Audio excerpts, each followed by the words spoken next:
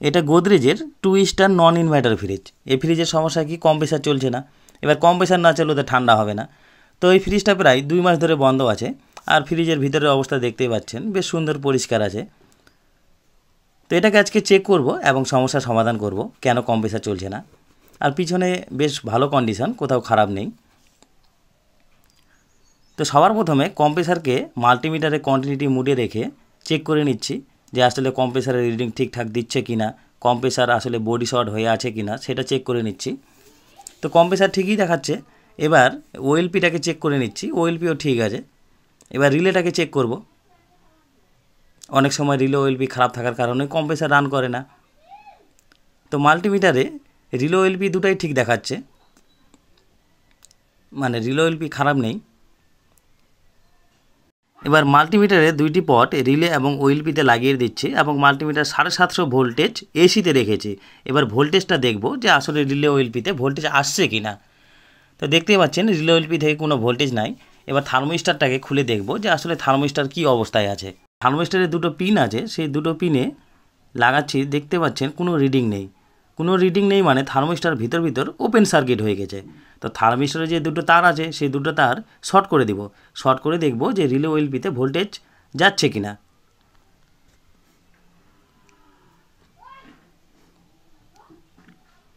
তো দেখতে পাচ্ছেন থার্মোস্টারের 2টি তার শর্ট করে দিয়েছি। এবার রিলে ওএলপিতে মাল্টিমিটারে 2টি পট লাগিয়ে নিচ্ছি এবং 750তে রেখেছি এসি ভোল্টেজ। এবার পাওয়ার দিয়ে দেখব ভোল্টেজ আসে কি না। তো দেখতে পাচ্ছেন ভোল্টেজ চলে এসেছে 205 ভোল্টেজ। তো আমাদের থার্মোস্টারেই প্রবলেম।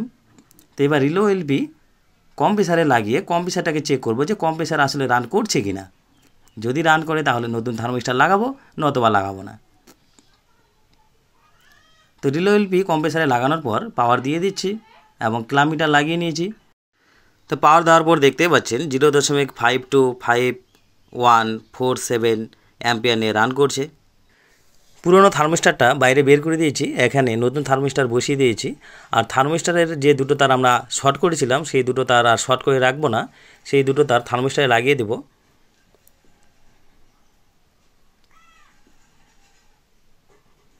এই 2টো তার শর্ট করা হয়েছিল শুধুমাত্র টেস্ট করার জন্য।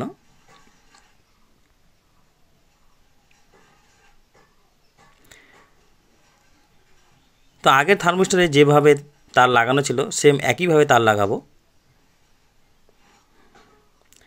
আর নতুন থার্মোস্টারের যে তার বা সেন্সার, এই সেন্সারটা ইভোপারেটরের সঙ্গে যুক্ত হবে, তাই তারটাকে সোজা করে নিচ্ছি সেন্সারটাকে। সেটিং থার্মোস্টার যেটা কোম্পানি ঘর থেকে এসেছিল, সেই থার্মোস্টার যেভাবে লাগানো ছিল সেম একইভাবে লাগাবো।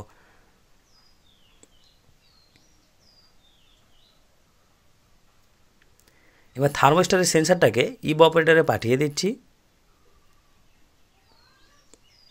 ইভোপারেটরে থার্মোস্টারের সেন্সারটা পাঠানোর পর যে আমরা প্যানেলটা খুলেছিলাম সেই প্যানেলটা যেভাবে খুলেছিলাম সেম একইভাবে লাগিয়ে দিচ্ছি।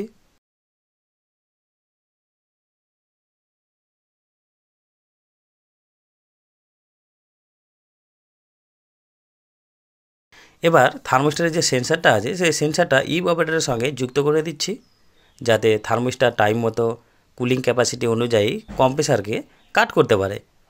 এবার টাইম মতো কাট না করতে পারলে কী হবে, ওভার আইস তৈরি হবে ইভোপারেটরে। তো ফাইনালি আমাদের থার্মোস্টার চেঞ্জ করা হয়ে গেছে। ভালো লাগলে চ্যানেলটিকে সাবস্ক্রাইব করবেন।